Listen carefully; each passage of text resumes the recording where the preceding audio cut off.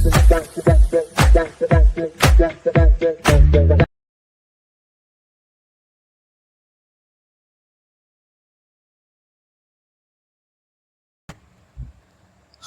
Hello வணக்கம். நான் உங்கள் Singar. Welcome back to my YouTube channel. So நம்ம இன்றைக்கி இந்த வீடியோவில் என்ன பார்க்க போகிறோம்னா, ரீசண்டாக ஜியோ ஹாட்ஸ்டாரில் ரிலீஸ் ஆன மலையாளம் மூவி மாலிவுட் டைம்ஸ், இந்த படத்தை பற்றி தான் நம்ம இன்றைக்கி இந்த வீடியோவில் பேச போகிறோம். இந்த படத்துடைய ஒன்லைன் ஸ்டோரி என்னென்னா, இந்த படத்துடைய ஹீரோ தன்னுடைய ஸ்கூலில் 5வது வயசு படிக்கும்போதே எப்படியாவது மாலிவுட்டில் ஒரு பெரிய ஹாரர் ஃபிலிம் டைரக்டராக ஆகணும் அப்படின்னு ஆசையிலேயே வளர்கிறாரு. ஸோ அவர் நினச்ச மாதிரியே மாலிவுட்டில் ஒரு பெரிய டைரக்டராக ஆனாரா இல்லையா, அதுக்கப்புறம் அவருடைய வாழ்க்கையில் நடந்த சம்பவங்கள் என்ன, அதுக்கப்புறம் அவர் லைஃப்பில் என்னெல்லாம் ஆச்சு அப்படின்னு தான் இந்த படத்துடைய ஓவரால் ஒன்லைன் ஸ்டோரி சொல்லலாம். எனக்கு இந்த படம் ரொம்ப பிடிச்சிருந்துச்சி. எனக்கு பிடிச்சிருந்துச்சி. பட் உங்களுக்கு பார்க்கும்போது இந்த படம் பிடிக்கலாம், இல்லை பிடிக்காமல் போகலாம். அதை ஏன் நான் இந்த வார்த்தையை சொல்கிறேன்னா, இது யூஸ்வலான ஒரு சினிமா மாதிரி கிடையாது. ஏன்னா இந்த படத்தில் ஹீரோ ஒரு டைரக்டராக ஆகணும் அப்படின்ற ஒரு ஆசையில் தன்னுடைய என்டையர் ஜெர்னியை தான் இந்த படத்தில் ரிப்பீட்டாக காட்டுவாங்க. ஸோ அந்த மாதிரி விஷயங்கள் உங்களுக்கு பிடிக்கலாம், இல்லை பிடிக்காமல் போகலாம்.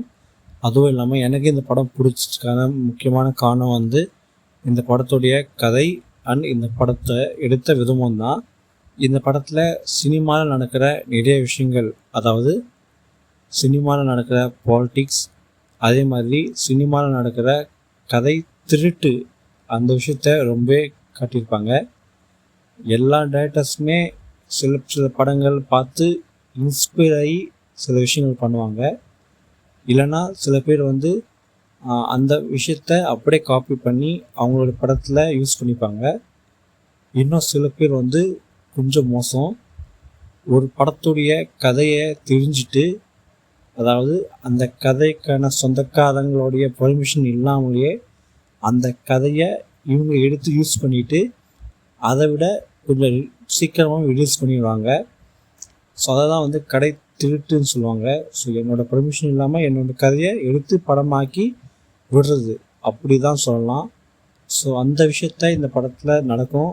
அதை ரொம்பவே டைரெக்டாக ரொம்பவே போல்டாக சொல்லியிருப்பாங்க அந்த விஷயங்கள் நடக்கிறத. ஸோ அது எனக்கு ரொம்பவே பிடிச்சிருந்துச்சி சொல்கிறது. அண்ட் அதே மாதிரி the entire journey of a film மேக்கர்ன்றது இந்த படத்தில் ஸ்டார்டிங்லேருந்து காட்டுவாங்க. இவங்களுக்கு எவ்வளோ ஸ்ட்ரகிள்ஸ் இருக்கும் இந்த சினிமா அப்படின்னா எடுக்கிறதுன்றது.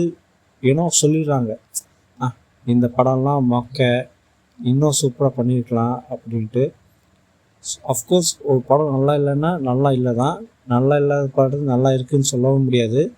பட் ஒரு படம் எடுக்கிறதுன்றது ரொம்ப ஒரு சாதாரணமான ஒரு விஷயம் இல்லை.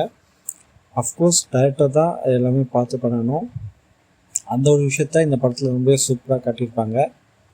அந்த ஹீரோவுடைய த என்டையர் ஜர்னி, அவர் லைஃப்பில் அதுக்கடுத்து என்னெல்லாம் ஆச்சுன்னு தான் இந்த படத்துடைய அந்த ஹோல் ஸ்டோரி எனக்கு ரொம்ப பிடிச்சிருந்துச்சி.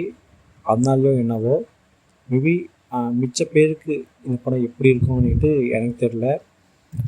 நான் ஏன் இன்னும் இந்த படம் பிடிக்காமல் போகலான்னு சொல்கிறேன்னா, இந்த படத்துடைய run time around 2 hours 45 minutes, 2.25 மணி நேரம் இந்த படத்துடைய ஓவரால் டியூரேஷன் எனக்கு அந்த டியூரேஷன் நல்லா தான் இருந்துச்சு. கொஞ்சம் அதிகமாக இருந்தாலும் பார்த்துனே இருந்தேன். எனக்கு எங்கேயுமே பெருசாக போர் அடிக்கலை. அதே மாதிரி எனக்கு எங்கேயுமே என்னதான் இது அப்படின்ற மாதிரி எதுவும் தோணலை. நான் சொல்கிறேன் இல்லையா, எனக்கு இந்த படம் ரொம்ப பிடிச்சிருந்துச்சி. அவ்வளோதான். இந்த படத்தில் நடித்த எல்லாரோட பர்ஃபார்மன்ஸுமே ரொம்ப சூப்பராக இருந்துச்சு. முக்கியமாக ஹீரோ, அவருடைய சீன்ஸ், அவருடைய ஆக்டிங் ரொம்ப சூப்பராக இருந்துச்சு சொல்லலாம். இந்த படத்தில் நிறைய கேரக்டர்ஸ் வர்றாங்க. ஸோ அவங்க கேரக்டர்ஸ், அவங்க பர்ஃபார்மன்ஸ் இந்த படத்தில் ரொம்ப சூப்பராக இருந்துச்சு.